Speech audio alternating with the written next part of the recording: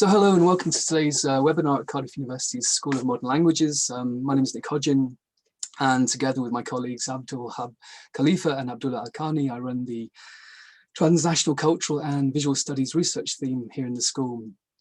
And I'll be introducing the speaker in just a moment, but I have to go through a few housekeeping details. The first of those is just to let you know the talk will be around 45 minutes, more or less.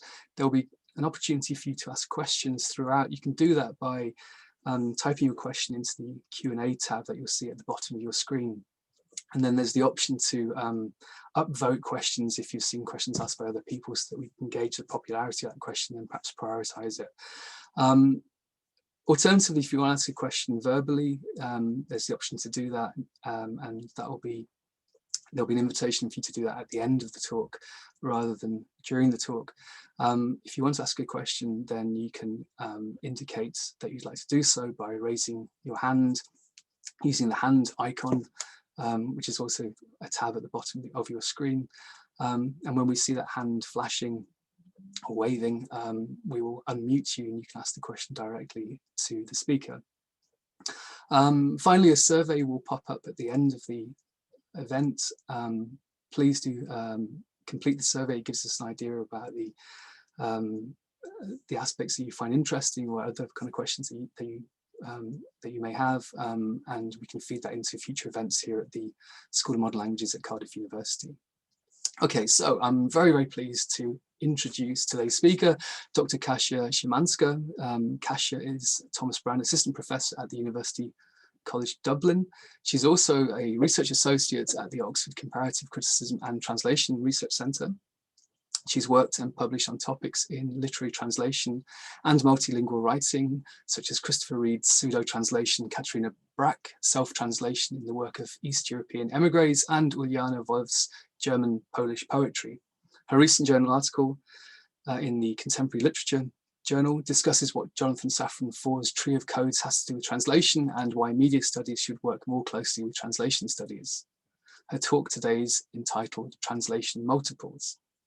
I'd also like to introduce my colleague, Kate Griffiths. Kate is Professor in French Studies and Translation, and she'll be today's co-chair and discussant. I'm now going to hand over to my co-chair, Kate Griffiths. Brilliant, thank you very much, Nick. Kasia's talk, as Nick has indicated, is entitled Translation Multiples. Her paper will discuss the cultural and political ideas behind the act of generating more than one translation of the original. Translation multiples is a new genre of writing which appears both in print and digital medium. In acknowledging plural variants next to one another, it redefines the place of translation and retranslation in contemporary cultural production. Kasia's talk will examine several recent translation projects which resist the hegemony of global English, while also stressing the pluralist role of multiple translation in the face of the rising tide of political tribalism. I, for one, can't wait. Thank you very much, Kasia.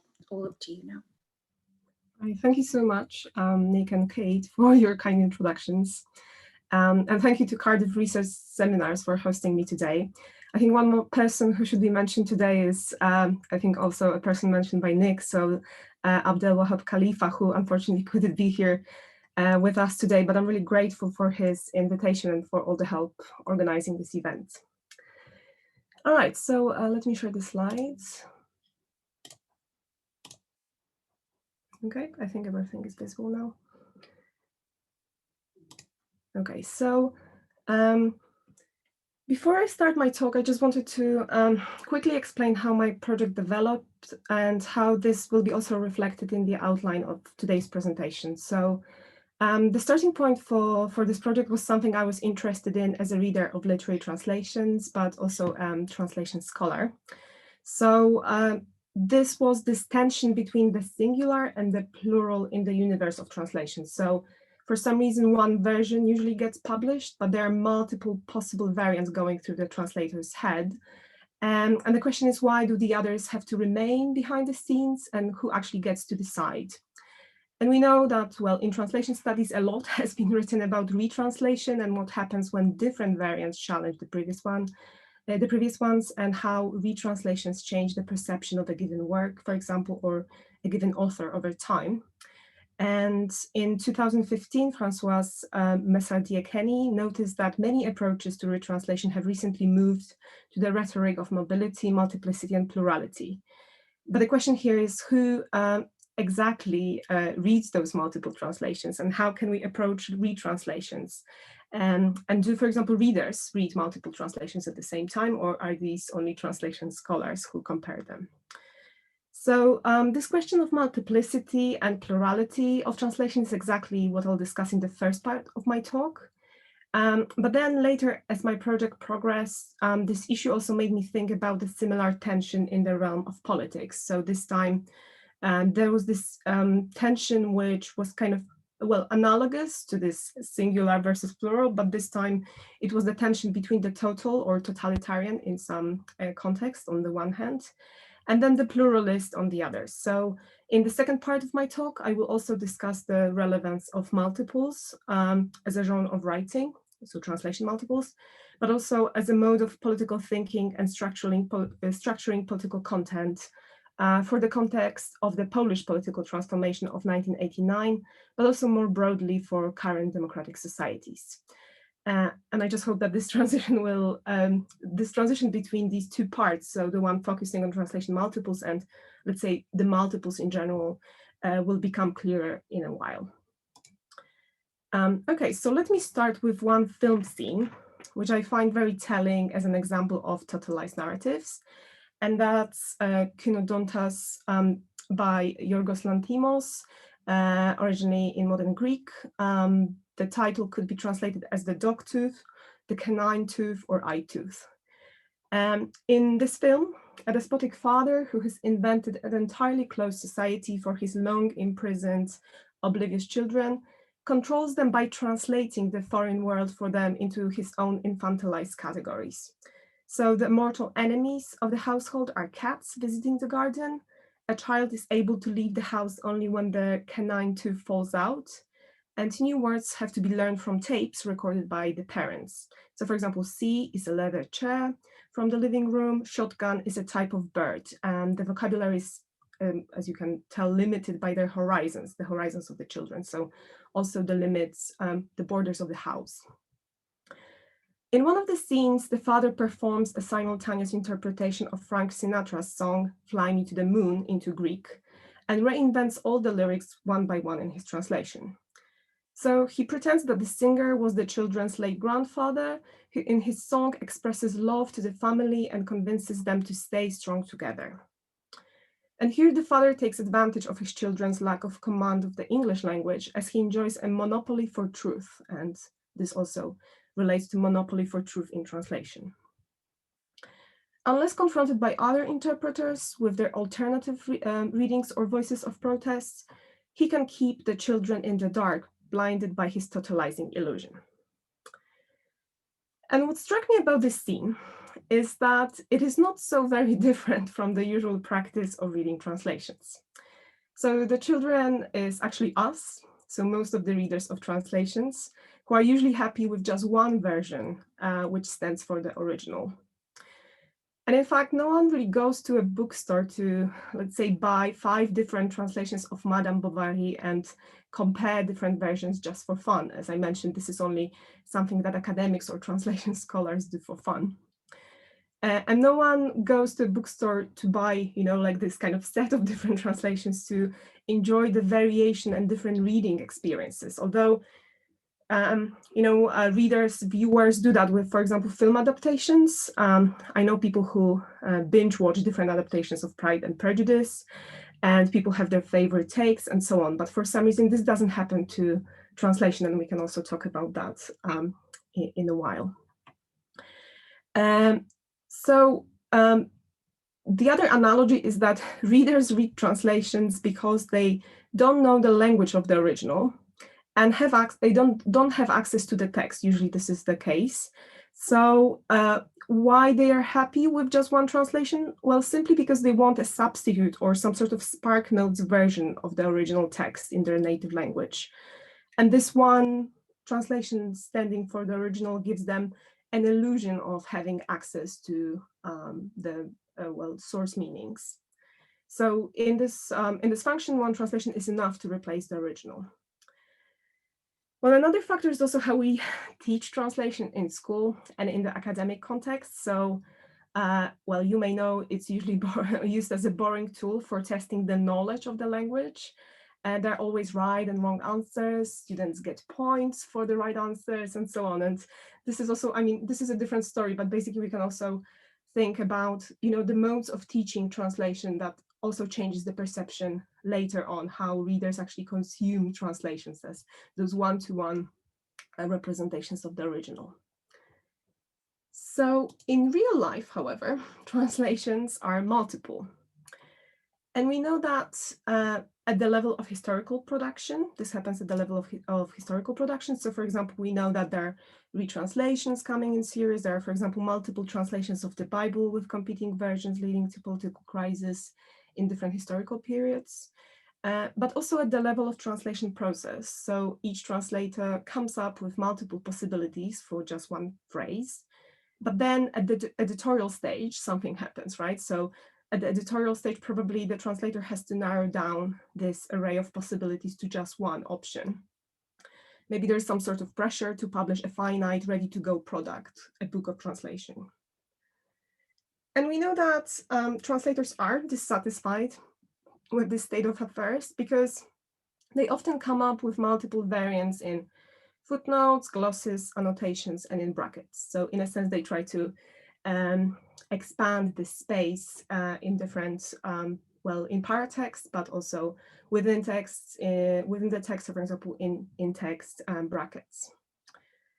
And exactly this tension between what's singular or a singular product of translation and this whole spectrum of plural possibilities in the realm of translation was the starting point for my own book project.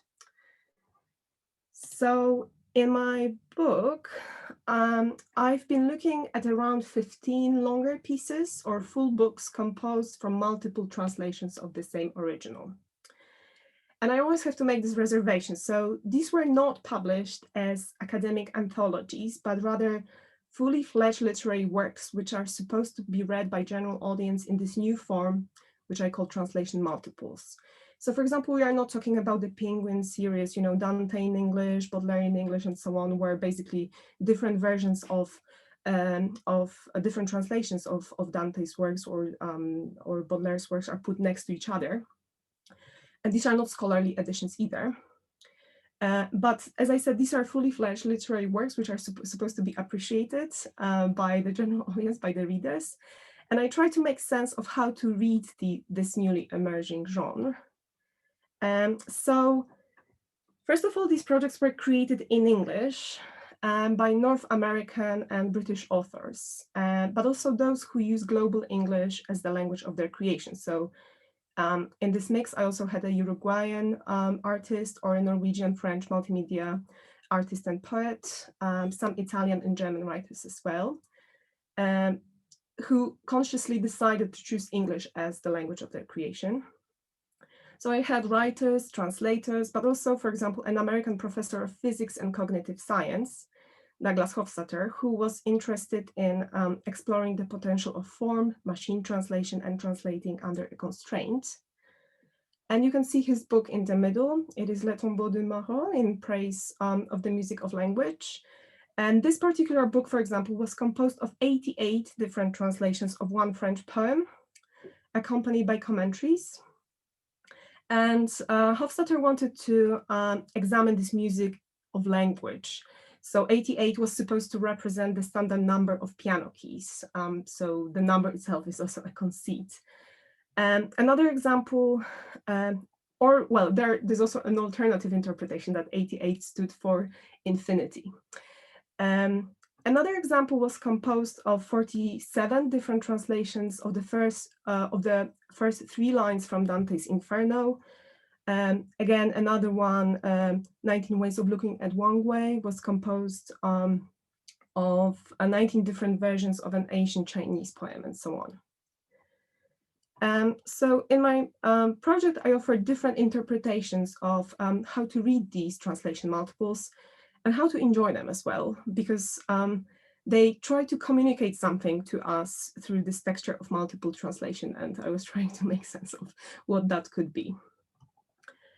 So, for example, one of my favorite examples is Caroline Bergvall's Via for the Dante Variations.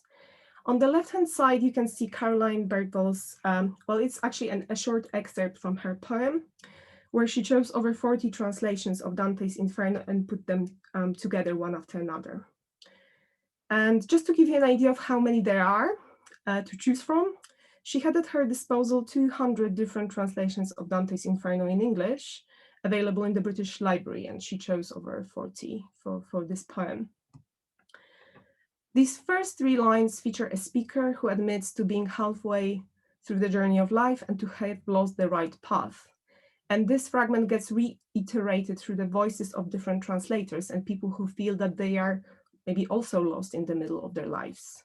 But each time a translator speaks about it differently, and the poem itself is also a journey via or via language. Just to draw your attention to what you can see here in this slide, this is already a very small space. So we are talking about 3 lines. And in the original poem, none of these 3 lines are identical, which is very telling. And if we zoom into each of these single words, phrases, and images, they will also take us along similarly meandering routes. So on the right, in that visualization, which brings together different translations from used for Bergvall's poem, you can see the variation at the level of very small word choices like via and camino.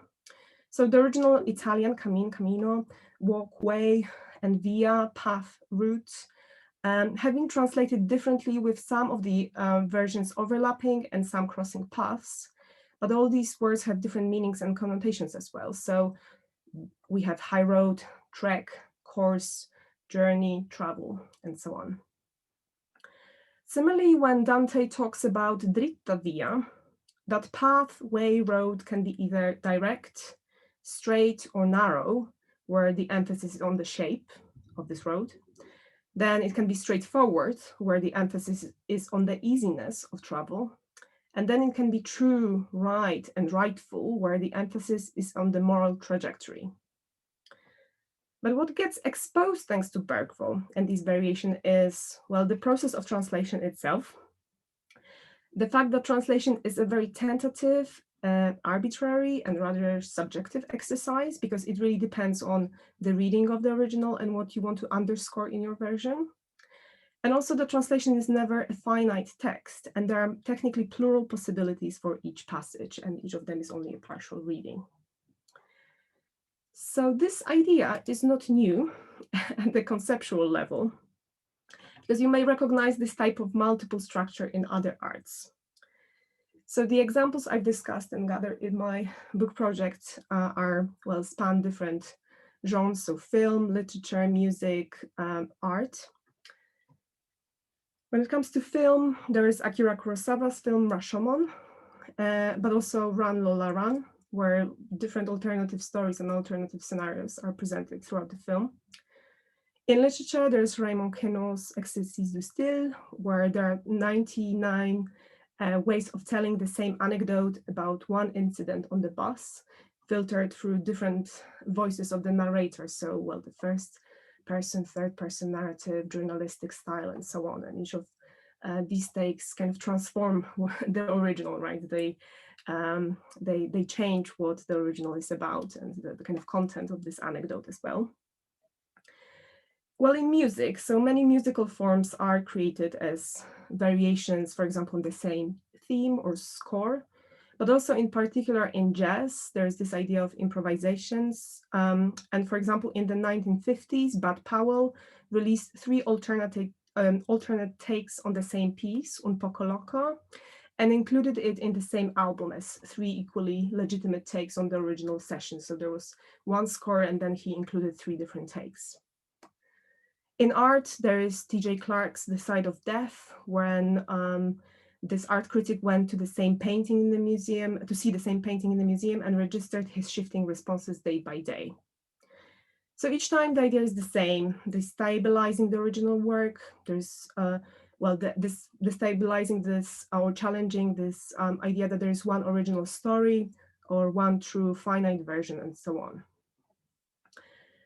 But one more aspect of translation multiples, and I think this is something that distinguishes them from these examples, is that they become also an important gesture in the context of global English, which is the contemporary lingua franca, and was chosen as the language of multiples for most of these creators. Well, English is criticized for being reluctant to translation, let alone that which comes in series and multiple variants. There's no patience for this. We have only 3% of books which are published yearly, which are translations. So these are the figures in the UK, Ireland, but there's a similar figure in the US. And maybe it says something about exposure to other cultures and languages. So in this context, the multiples are they are difficult reads. They are also subversive projects which multiply different variants of the same originals to draw the reader's attention to the fact of translation. So what they are saying is, look, this text has been transformed in the process, and you can just follow it so easily in the ocean of the English language production. There has been some mediation going on in the process, so please be alerted to yet another layer of uncertainty. This text comes from a different language. It was originally written by someone else. So this is what they keep saying to us when we read them. And this is why multiplying translations is an important practice in the transfer from other languages into global English. And for example, Rebecca Wolkowitz in her Born Translated argued that the digital space could be a promising platform for offering plural renderings. Online literary journals can more easily release various takes on the same original without the fear of adding extra pages and generating extra shipping costs, which is usually a common problem when printing in hard copy. But also there are a few interesting research projects in the digital humanities where this multiplicity of translation comes to the fore. And one of them is Translation Arrays at Swansea, not so far from Cardiff, which, for instance, takes a scene from Shakespeare's Othello and traces its 37 German renderings published until 2012. And it looks at which original passages became most prone to variation and why. Another one is Prismatic Jane Eyre at Oxford, of which I am a proud member, which focuses on various translations of Charlotte Bronte's novel Jane Eyre, rendered into over 50 languages in over 500 different versions. And this one looks specifically at these textual differences and linguistic variation in different versions in one language. So multiple translation has become a very exciting field of study with different projects examining its potential. And as I was working on the Anglophone multiples, I also asked myself the question whether I know any translation multiples or similar cases in my native language, Polish. And I did identify a few examples, but I also noticed that they all had quite a different heft and political resonance than the Anglophone examples. And I'll quickly explain what's different in terms of the backdrop or sociopolitical context. So first of all, translation occupies a different position in Poland, which is closer to continental Europe. We are talking about from 25 to 40% of books published in Poland, which are translations. And this is according to Literature Across Frontiers report.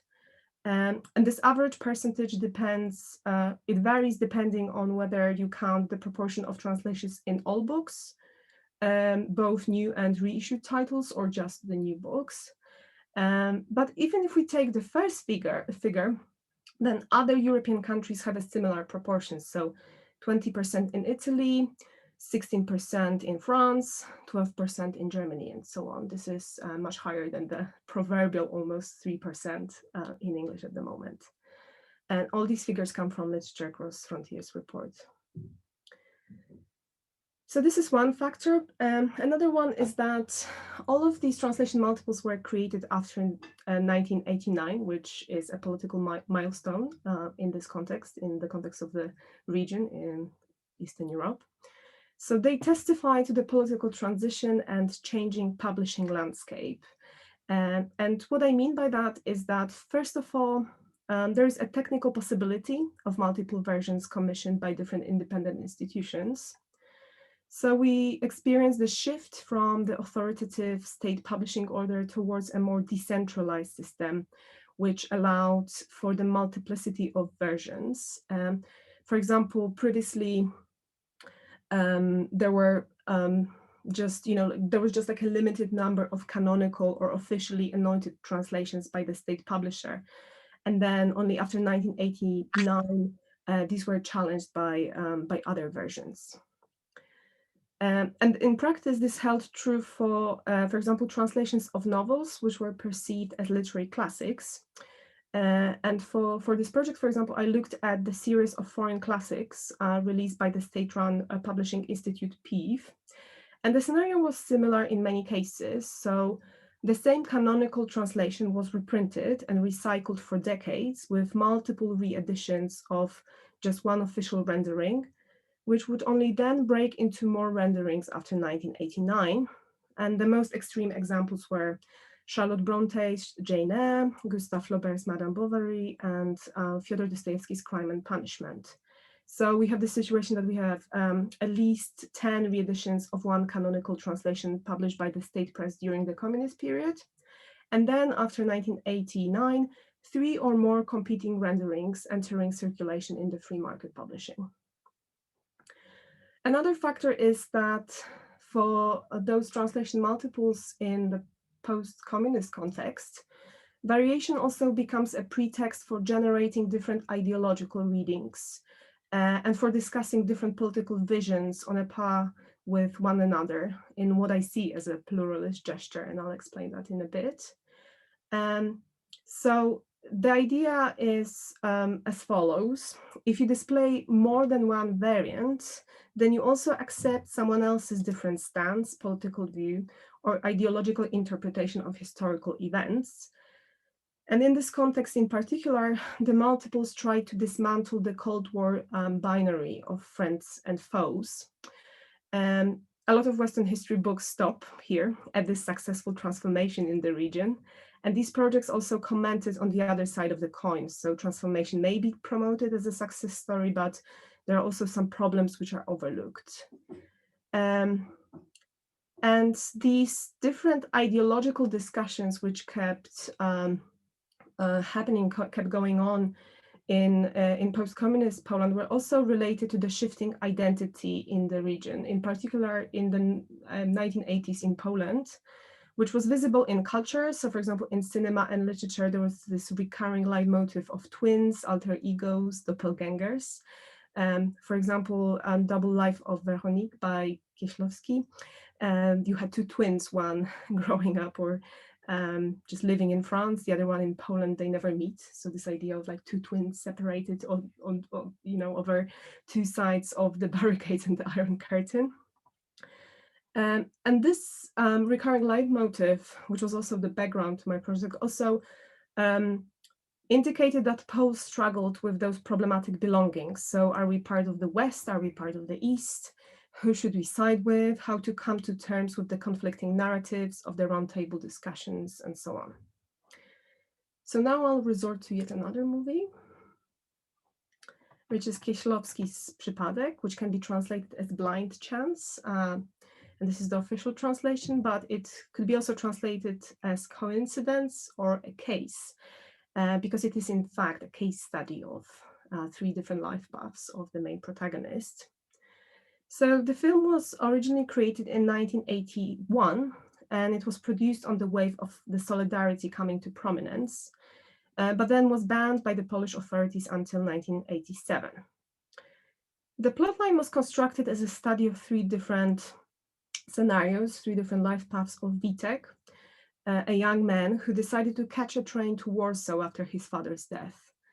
Depending on whether Witek caught the train or not, or whether he met a friend on the train or a railway guard on the platform, his story unfolded in 3 different directions.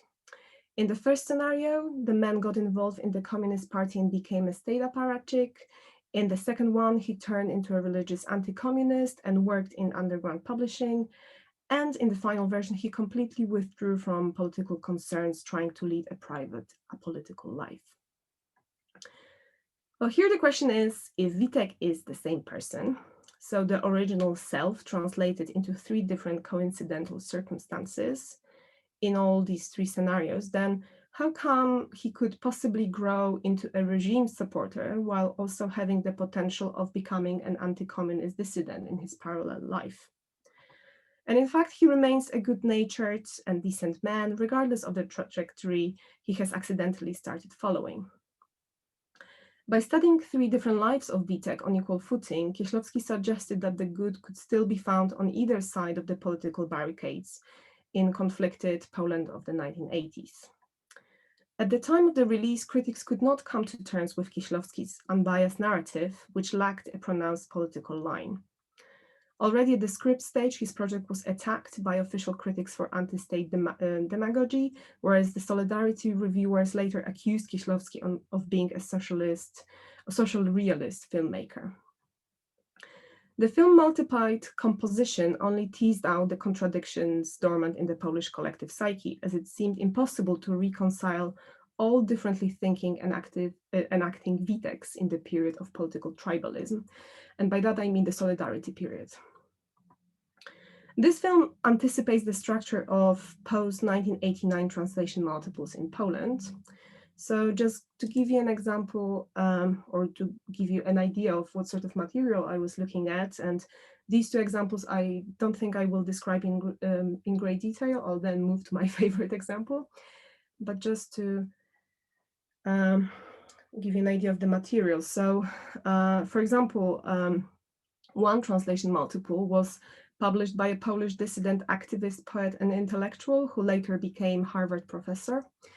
And instead of his political commentary in 1991 for an émigré political magazine following fully free elections in Poland, he published a translation multiple. He rendered the French anthem La Marseillaise, which is itself a revolutionary song, into Polish in multiple versions, with each commenting differently on the fall of communism in Eastern Europe. And these different stances in his different renderings in his translation multiple included a skeptical, optimistic, and indifferent stance on the fall of communism. Another example was a translation multiple of Bertolt Brecht's poetry from the post-communist context. So just to give you some background, during the communist period, Brecht's poetry in Poland was quite often manipulated in print and hijacked by both sides of the barricades. So either the state-governed presses or underground publishing, while the official circulation anointed Brecht as this pro-regime communist. For example, Solidarity activists use his poems on posters, leaflets, and bulletins, and you can see examples of that on the right. And the idea of translation multiple after 1989 was to liberate Brecht from that corrupt legacy and bipolar mode of reading. So these are my 2 examples, but now I'll move to my favorite example, which is the triple Clockwork Orange. So throughout the 1990s, Robert Stiller, a Polish Jewish polyglot, worked on his 3 translation variants of A Clockwork Orange by Anthony Burgess. The original novel, adapted by Stanley Kubrick, you may know this film adaptation, featured a teenage group of vandals speaking an invented idiolect, Natsat, which was a mix of the English language with Slavic and Russian modeled neologisms. So for example, horror show for harasho and so on. In Polish, Stiller interpreted this mixture as a symbolic language of oppression, and at the beginning created 2 versions in Polish. The first one, the R version with a Russianized idiom, opposed the communist legacy, and Stiller speculated in that version what would happen had the political tables not turned in 1989. And then his A version for American, which criticized the US-modeled post-communist capitalism. Both these translations entered the market simultaneously in 1999, as a sort of literary tie-in. Namely, you could buy the black version or the white version of the Clockwork Orange. None of them were also called Clockwork Orange in Polish, and there's no, I think, interesting or nice translation of this one. So the first one was translated as a mechanical orange, mechaniczna pomarańcza, and the other one was translated as a wind-up orange, nakręcana pomarańcza, and these are my back translations into English. And these two were recently republished as one book with two alternative translations inside. That happened in 2017. And this project had a considerable sci-fi fandom and produced 7 reeditions for version R and 4 reeditions for version A. And it also gained a cult status among devoted followers. In the introduction, which was quite controversial, Stiller announced a forthcoming German version titled Sprężynowa pomarańcza, spring-assisted orange, like a spring-assisted knife, which was targeted at the European Union, but the unfinished text of the spring-assisted orange was published only recently after Stiller's death, and these were, well, this was an excerpt from his 2 chapters, and it was published by me. But what Stiller had in mind when creating this translation triple, he thought, or fantasized about 3 hypothetical contemporary Polands. So all of these versions represented different forms of hegemony anchored in the present day, but at the same time also alluded to different historical periods of Poland's political independence over the past 2 centuries. And just to give you more context, in the 19th century, Poland was partitioned among 3 empires: Prussia, Austria, and Russia. And version R underscored this Russification in the Russian partition in the 19th century. This is also reflected in some of the word choices, but also the post-war Sovietization. And it is interesting that, for example, Stiller used Russian as a source of vulgar and brutal language, and this is reflected in Polish-Russian cognates. So the Russian swear words turn out to be cognates in Polish, which kind of points to this, like this source of vulgarity and brutality, as perceived by the Poles. Then version A, for, well, American, showcases instances of the post-1989 Americanization with its promoted capitalist lifestyle and the flood of economic goods. Only here, in this version, the original infamous concept of ultra-violence from the novel becomes super-violence, as if taken from a superhero blockbuster. And this is especially telling because Alex is forced to watch violent films as part of his therapy. And then version N, in Polish niemiecka, alluded to the Germanization in the Prussian 19th century partition, but also cast German in its role of the language of violence during World War II. So there are some words like verfluchten, raus, raus, raus, which are basically understandable, I think, to Poles at the moment, but also they kind of, they kind of lead back to the vocabulary related to World War II.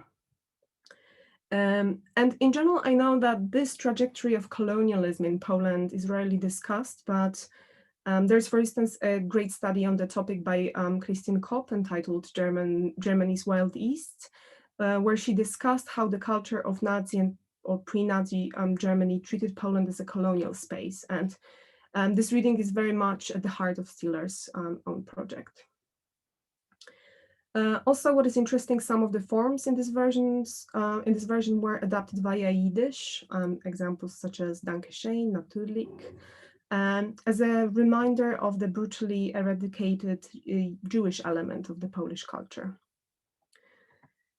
So the story of 3 different Alexes takes the original as a starting point for a discussion about post-colonial readings, with Poland being a whipping boy in the political reshuffle between 3 alternative spheres of influence. But also, there is technically no difference in how the plot pans out in the post-communist and communist reality. And because of that, this project undermines the whole solidarity myth with the ensuing miracle of political transformation in Poland. So you can already see similarities between three different Clockwork Oranges and Kieślowski's three stories in Witek in Blind Chance. But also referring back to our first film scene from the Dogtooth, Poland in 1989 also had to overturn its own despotic father, who imposed one totalizing ideological narrative. But at the same time, it didn't mean that with the transition of 1989, it had to easily slip into yet another single totalizing narrative and take for granted the transformation miracle with all its intents and purposes, even though the politicians and historians often did.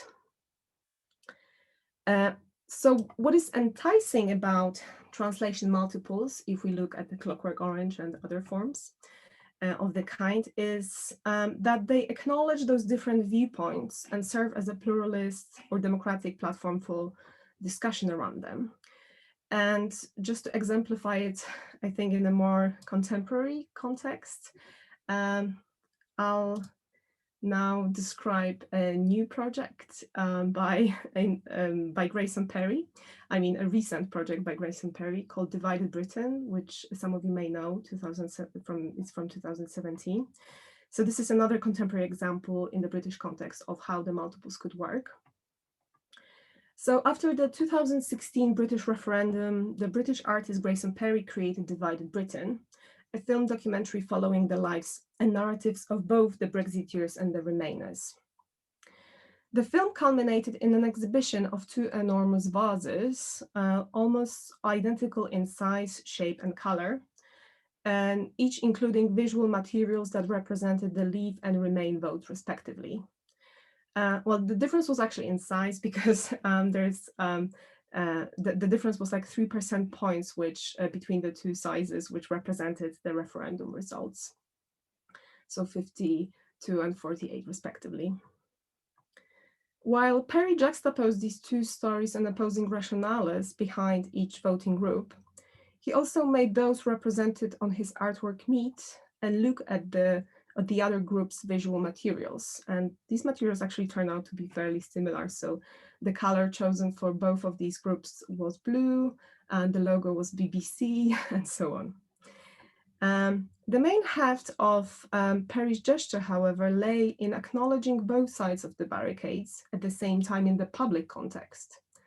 Having sculpted both stories into the material of a vase, he exhibited the two narratives next to each other in a museum for both factions to appreciate. And this is exactly the role of the multiples.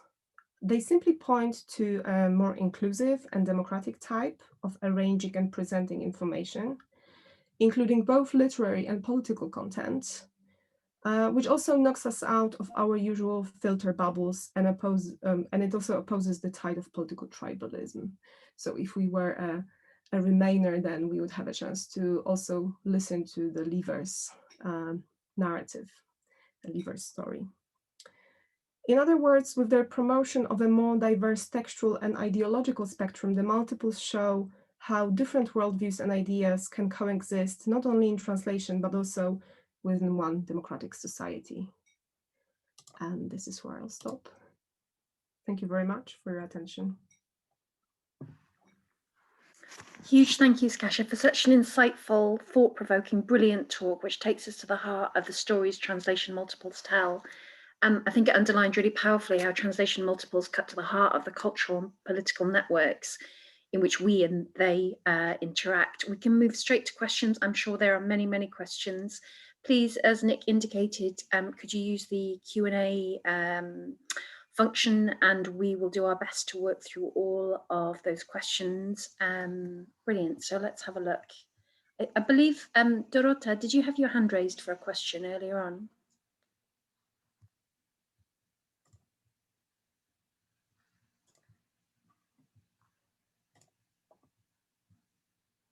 I think she's trying to ask it. Can you, are you able to unmute yourself, Dorota?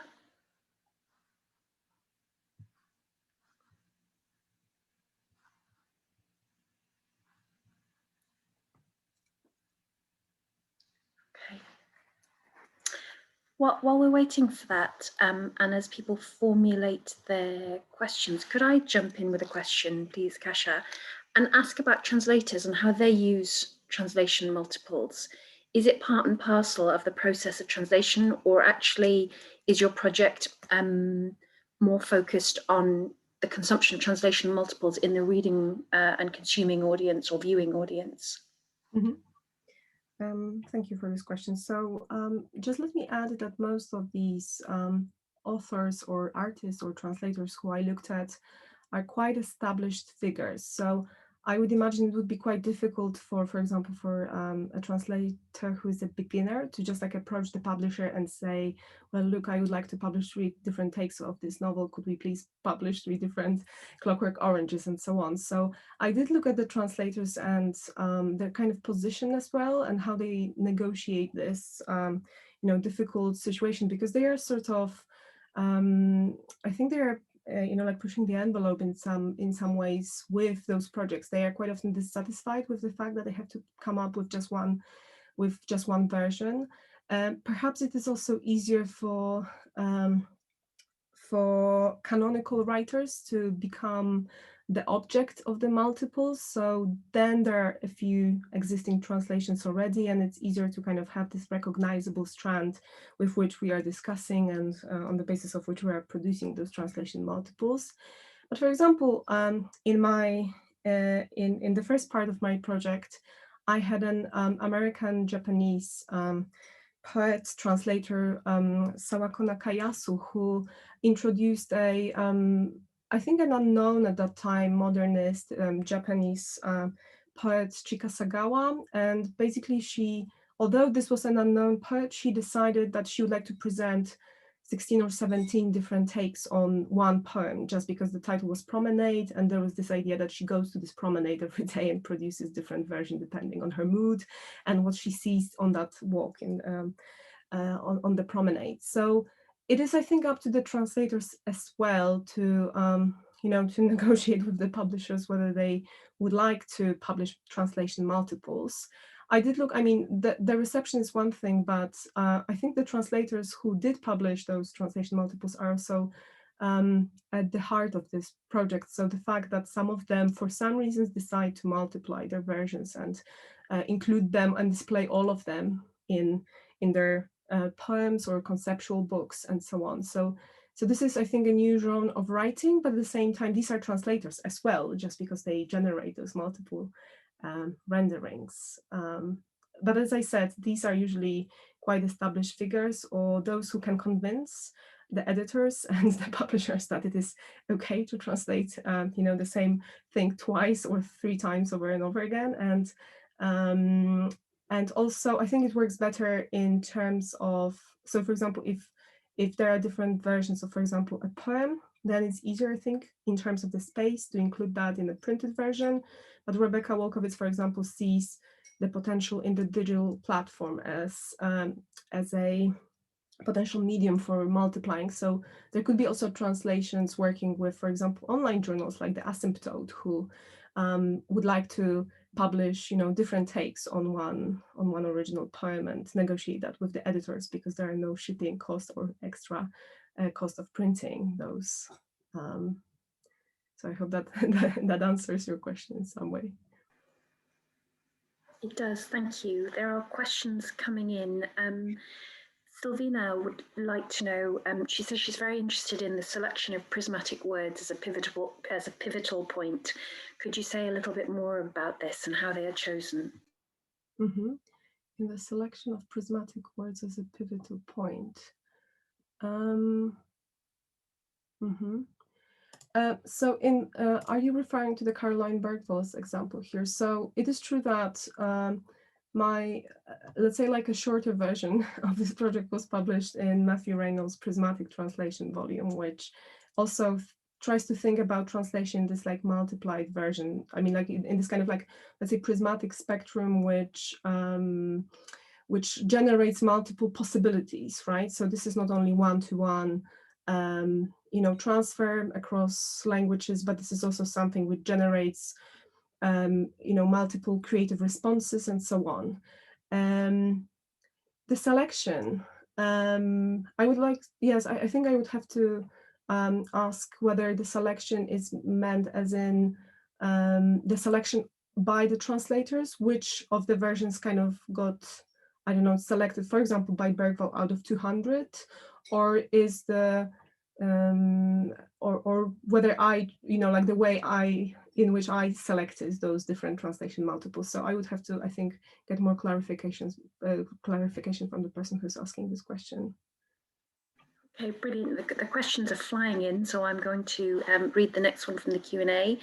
Alex would like to ask, he was wondering how the idea of multiples may be used, in inverted commas, in the context of Irena Klepfisch's work. Would you see her as a self-translator, translinguistic poet, or maybe performer who toys with the idea of translatability itself?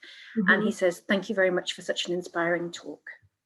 Thank you very much. So I would say in the context of multilingual or translingual writing, the stakes are slightly different because we are talking already about, versions of a text which are inherently multilingual, so they are quite difficult reads already.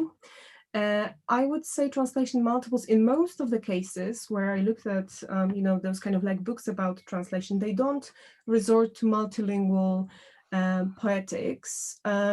I'm thinking that, for example, the question here is whether, translation multiples are quite conservative because they also, as opposed to, let's say, multilingual or translingual writers, they kind of resort to the medium of English only.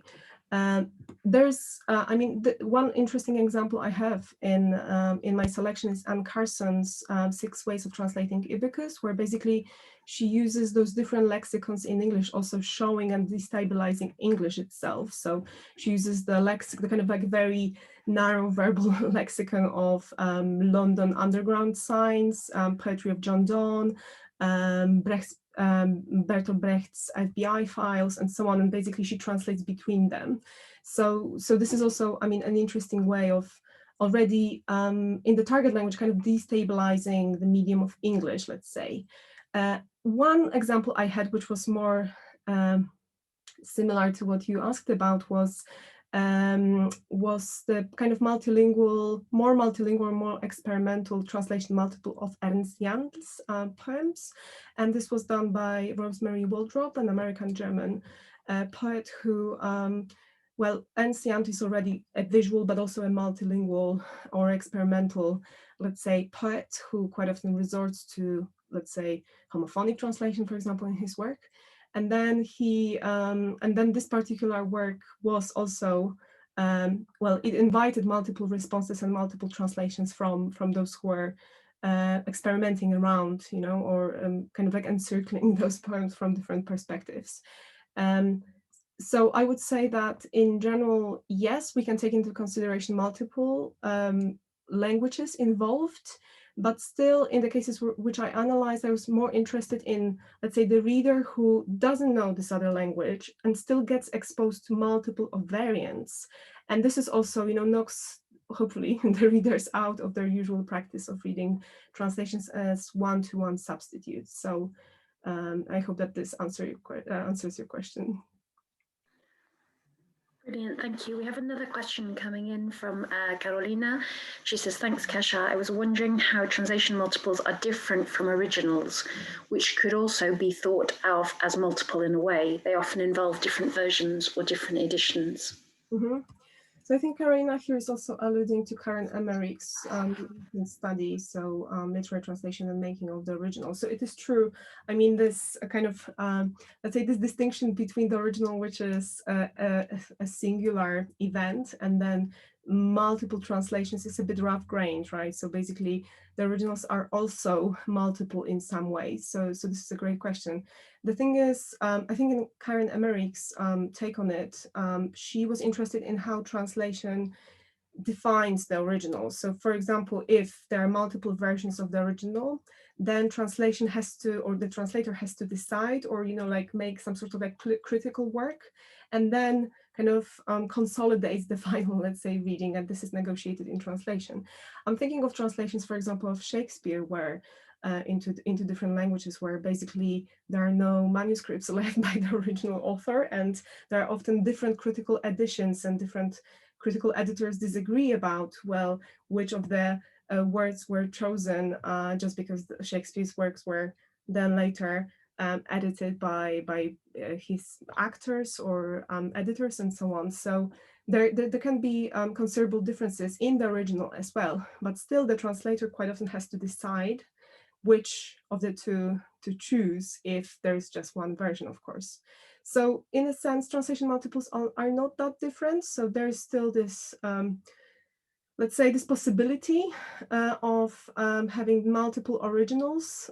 Quite often, I mean, there are also critical editions of like poems, including, for example, different, variation in the Bible, in the manuscripts, and basically you can see differences between different, let's say, stages of the process, how writers or authors change, for example, these versions and modify them across time. So it is true that in this respect they are not so different. I would say that just because translations are treated as those secondary readings quite often, which are just mere copies and so on, I feel like the stakes are slightly higher than with the originals. Just because this is already a secondary text, it is, like an uninspiring, boring take on the original, a replica, a copy of the original. And because of that, there is a difference in when, for example, Oulipo multiplies different versions, right? The original versions, like, I don't know, Harry Matthews presents 20 different takes. And there's a difference between Caroline Bergwald doing that, because then she also draws the attention to the fact that, well, this text which is already a transformation of something else or a different text, is, well, it has some sort of layer of uncertainty, which is an extra one as opposed to the original one. So I would say the stakes are slightly higher here with translation multiples, because they also draw the reader's attention, I think, to the fact that something they take for granted as uninspiring or as secondary may be also, already a filtered narrative, or there is some level of arbitrariness, or some level of, uncertainty, but also creativity, subjectivity in the process as well. So thank you for this question. Brilliant. Thank you. Barbara wants to know, she says, thank you, Kasia. She asks, where translation multiples aren't included, but a translator writes an afterword or translator's diary which discusses alternative translation solutions and choices, do you think that is also important in terms of raising awareness of the multiple possibilities? Absolutely. This is a great question. So, of course, I mean, when I discuss, the idea of translation multiples with practicing translators who have, published a lot, they say, well, this is a utopian project. Basically, you can't multiply every single variant just because at some point you have to stop. And these are just the requirements of the publishing market, but also the kind of like peace of mind of these translators. I would say that the same, let's say, ethical role can be met by introductions, paratexts, where basically the translator states to the readers that this is my own subjective take. There can be multiple possibilities. There are other translations, existing translations as well. This can be also done. I mean, so the translators afterwards, forwards, any paratexts are one example, but in general, like translation criticism, every single time, I see an advertisement of this new authoritative translation, it just like drives me crazy, because of course there have been some other translations before, which also had something interesting to bring into discussion. And for some reason, this new one is sort of monopolizes the discourse. Whereas I feel like, if the translators are aware also of the fact that this is just one partial reading, and I think they quite often are, this is also the question of framing it in the text itself. So, for example, as you mentioned, by adding some, forwards, sometimes in footnotes, or basically mentioning that there are other existing and equally legitimate versions of the original, but they just represent different readings or different takes, or maybe were created in a different era where different, I don't know, approaches were, in vogue and so on. So So I feel like this can equally raise the awareness. Translation multiples is just like one form of arguing for this multiplicity and plurality of possibilities. So thank you for the question. Brilliant, thank you. Connor has a question. He says, thank you, Kasia. Thinking about the commercial aspects of translation publishing, do you think e-publishers could be encouraged or incentivized to give their customers a free version of old translations of a classic whenever they publish a new translation of the same classic? So, for example, the much-loved Madame Bovary.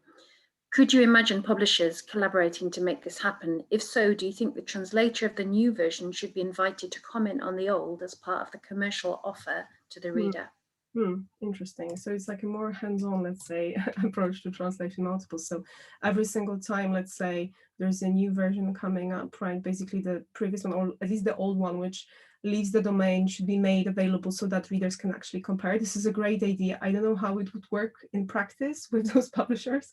So I imagine that in most of the cases, there are versions which compete rather than collaborate, right? Rather than work together. So it would be tricky to ask the publishers basically to, like undermine themselves and say, well, like we are actually going to show the whole spectrum of possibilities, and ours, this particular version is just like one specific example and just like one of the many.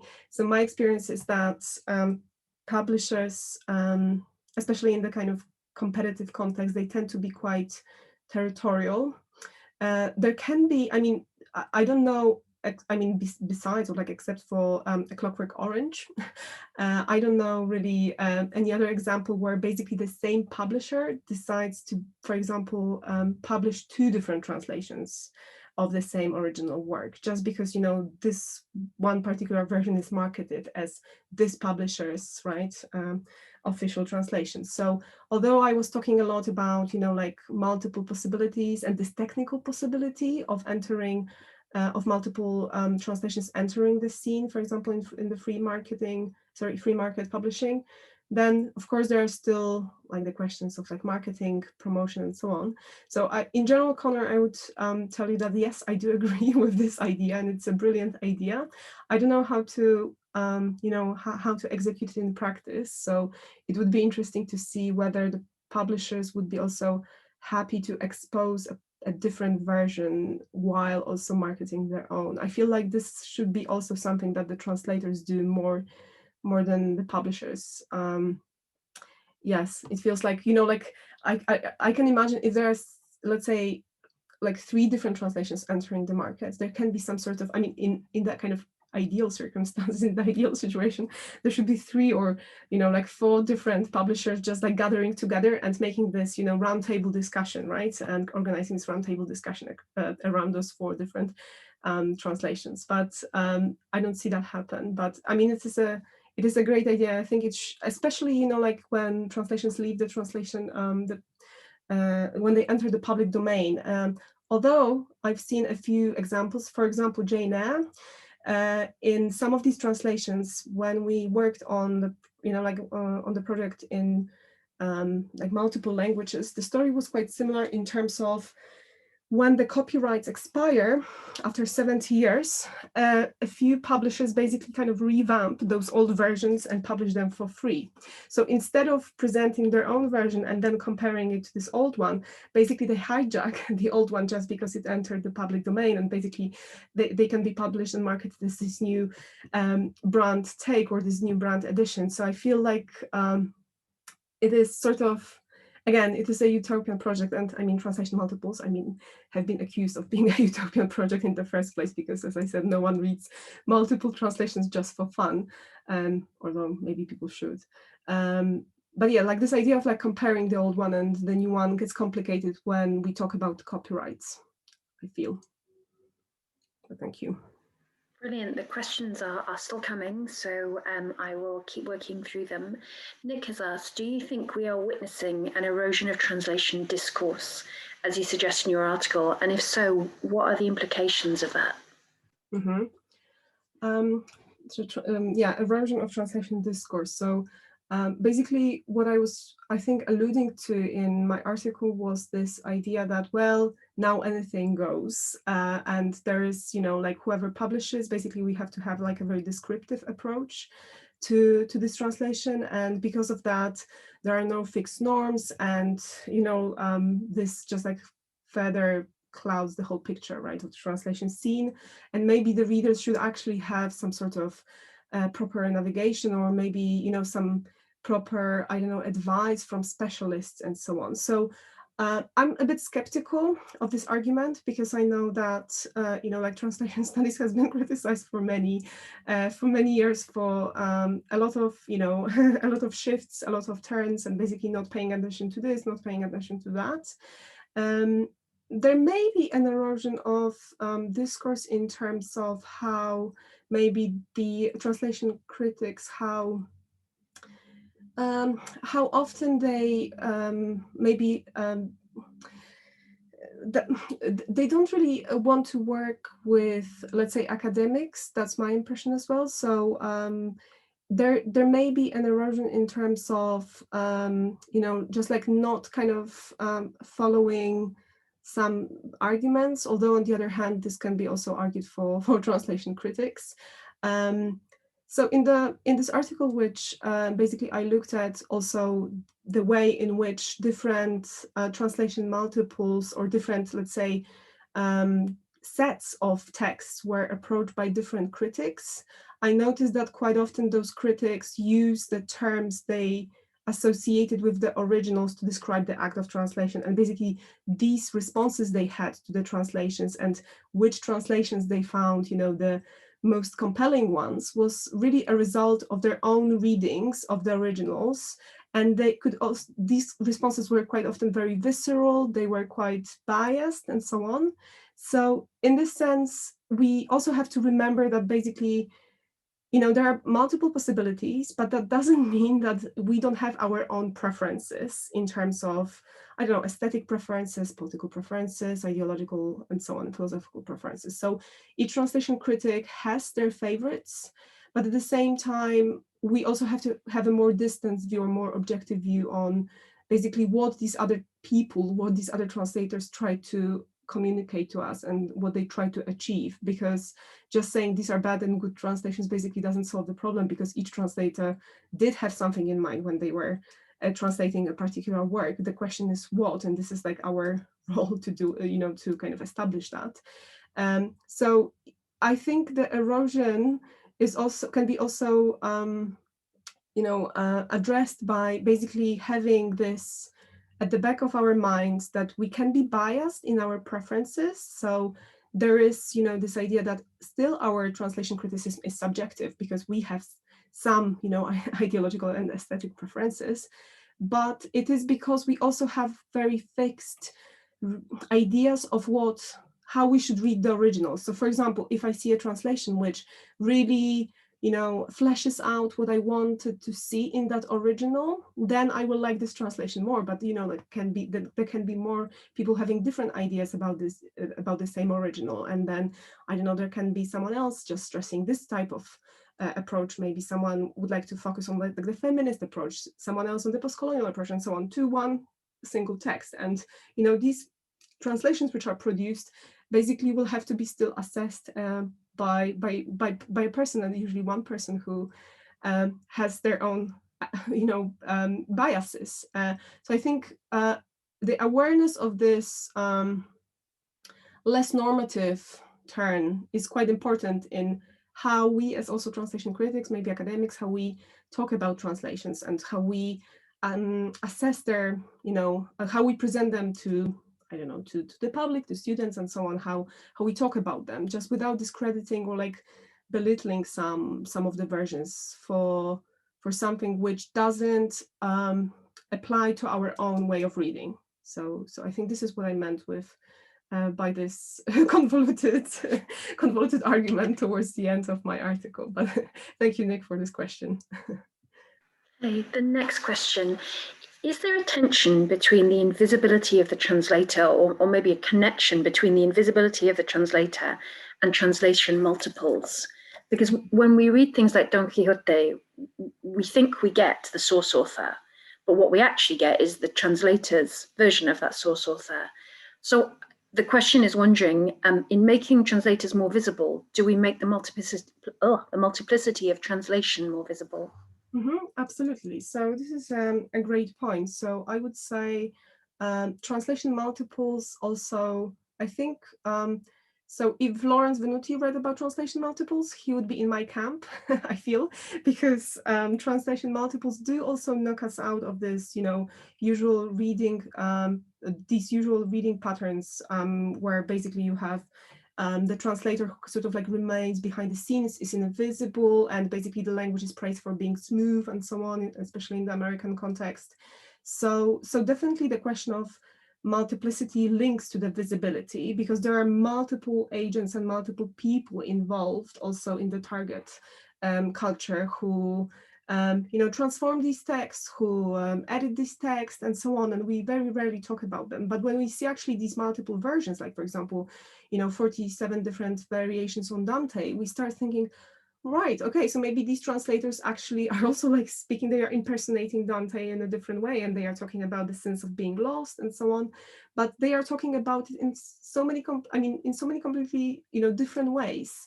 And there is some sort of, visibility involved in that, because we start associating those speaking agents or those narrators to the medium of translation. And this is, in Cano, it was the same idea. So basically, something happened, it was a fact, an anecdote, right, later. So an accident on the bus, and then basically, depending on the figure of the narrator, you had different versions, right, of what actually happened, and, different kind of points of emphasis. And here the idea is the same. So there can be an original, 3-line stanza, terza rima from Dante, but then you have so many different possibilities and so many ways of expressing it in English that you have to, make this point. Make this realization that, well, there are some other people, some visible agents standing behind this translation multiple. So definitely, the question of visibility is very much linked to this question of multiplicity.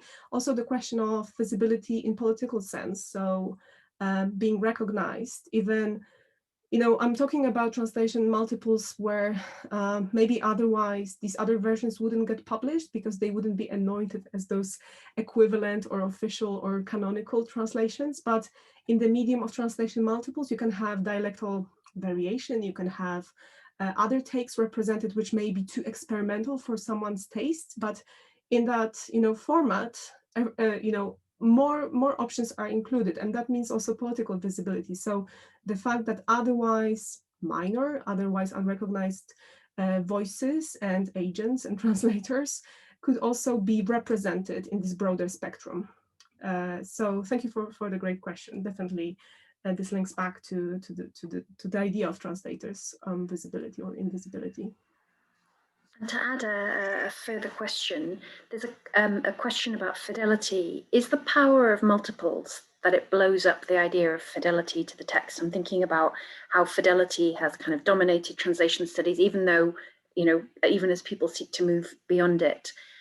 If you look at 19th century sort of translations of Madame Bovary in comparison to translations from the 1940s or from the contemporary era, they may all claim to be faithful to Flaubert, but actually they're very different because they translate their time, culture, and context. So I was wondering if you could reflect a little bit or talk to us a little bit about what multiples does to this kind of straw man that is fidelity. Interesting. So yes, absolutely. When this example about Madame Bovary is actually quite telling, because you can have different ideas of what fidelity meant over time. And, if we look, I don't know, at the translations produced in the Enlightenment period, which were quite often, according probably to contemporary standards, would be called adaptations, and they wouldn't be considered faithful in, contemporary sense. Still at that time, this question of whether this in some way does something to the original text, whether it reflects it or whether it changes it, right? It is still at the heart of most of those translation debates. So the translators, every single time there is a translation, basically the translator quite often thinks that the translation is faithful in their own way. And the question is why and in what context they are producing it, and in what sense this fidelity will hold true for this particular case.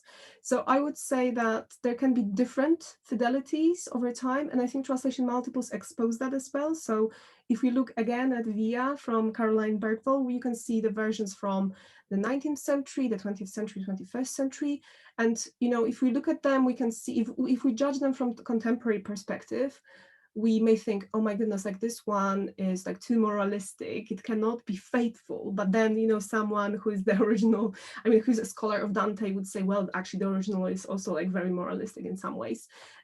Or this one is very experimental. Yes, but it is, a contemporary take, like how should we translate Dante? This is the only faithful way, because previously someone was moved by Dante. And if we don't make it a more, contemporary or more modern text, then maybe we won't be faithful to the original intention of Dante. So there can be different ways of kind of grading this fidelity and kind of gauging it by different readers. So there are different, concepts also in translation studies, about different types of equivalences and so on. So, or the function of the text, and depending on the function or the or simply the time period, we can talk about different fidelities. So definitely translation multiples expose that fidelity could be, as a, let's say, general kind of totalized term, could be seen as a fraud concept, but also at the same time, a lot of translators always had some idea of fidelity in their mind when translating,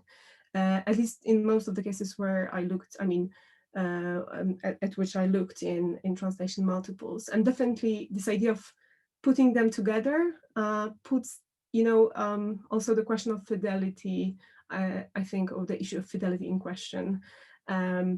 If all of them, 200 different, originally 200 different versions of Dante in the British Library, and all of them are faithful, right? How is that possible? And they are so different, and none of them are identical. So, so it is, it definitely questions, our assumptions about one straightforward idea of fidelity. And Madame Bovary, in this case, I think is also a good example, because it also changed, it shows how these norms changed, and translation norms have also evolved. And as I said, these ideas of fidelity have also changed. So if we put them together, if we publish, a multiple based on Madame Bovary, it would be an interesting exercise. Then we can also, argue about those different concepts of fidelity at the same time on a public forum, in one go. So that would be great. Do it, publish a translation multiple of Madame Bovary. There's a further 2 questions. Thank you very much for that. The next question is there a power in translation multiples? There clearly is a power in translation multiples, but is there also a threat to translation, given that translation quite often is written off as derivative, subjective, and ephemeral? So I guess that's a question about whether translation multiples both empowers translation, but also speaks to some of the terms by which it's already criticized. Mm-hmm. Oh, interesting. Mm-hmm. So, well, I would say that in a sense, the question of empowering may be tricky in the context where basically you have a crowd of translators represented at the same time. Each of them have their individual voices, but still there's this authority of the original which sort of dictates the meanings, right? So you then have, it's sort of like splinters into multiple possibilities, and this crowd of translators who are maybe still considered derivative. I would say that translation multiples are more about empowering translators than like subduing them or like suppressing their voices. I maybe, again, it's my utopian take or my kind of optimistic take on on the matter of translation, but well, I would say that if we recognize individuals in those translators as well, and this variation, this difference, then we start also recognizing the art of translation and also the work that the translators the translators do for the original authors. Of course, there's this fear that if we have well, I don't know, like if someone approaches Bergvall's poem and says, well, actually 60% of these translators chose way for via, right? Maybe that also, I don't know, like leads to some conclusion that, well, statistically speaking, this could have been done by a software, right? Because basically this is the statistically most frequent, most frequent option. And actually, in some of the cases, these translators decided, to agree on a certain version. So maybe in some respects, this could be a potential danger. Although I would like to think of translation multiples as actually empowering the translators and showing them, in this kind of visible space, as I said before, also like giving the voices to the otherwise, unheard or minor or, just like more avant-garde takes that wouldn't make it to the traditional medium of print quite often. So I hope that answers your question in some way. Thank you. Thank you, brilliant. There's a question from Veronica. She says, thank you very much for your presentation. This is a question from an outsider to translation studies. I am interested in the history of research on multiples. If you could elaborate on that, that would be helpful. This is a question about the state of the art, the context in which you have started your research. Thanks in advance for sharing different perspectives from your field. Thank you.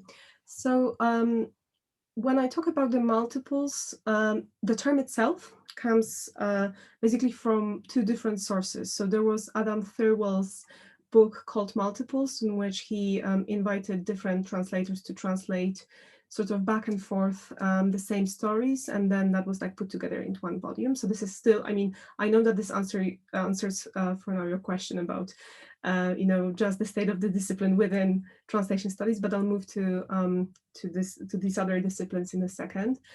Another one is Rebecca Wolkowitz's book, Born Translated, and the epilogue to that book is titled Multiples. And when I thought about how to best phrase, what I was looking at the beginning, I thought maybe meta translation, because there's some like there's this genre of meta literature, meta film, and so on.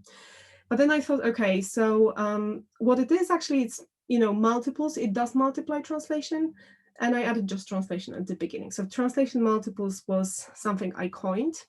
But when I talk about multiples in different contexts, especially I think philosophers immediately, or maybe French scholars immediately associated with Deleuze and Guattari, and the idea of a multiplicity, multitude, and basically the idea that you have this like rhizomatic, you don't have like something like essence, but basically this kind of like rhizomatic construct which never itself is essentialized. So basically in philosophy, I think in particular, or in French studies, you would have Deleuze and Guattari talking about multiplicity as a way of thinking. So instead of having one single original, this multiplicity is already inscribed in some way. We can't even talk about the original because there's already some sort of like multiplied structure there.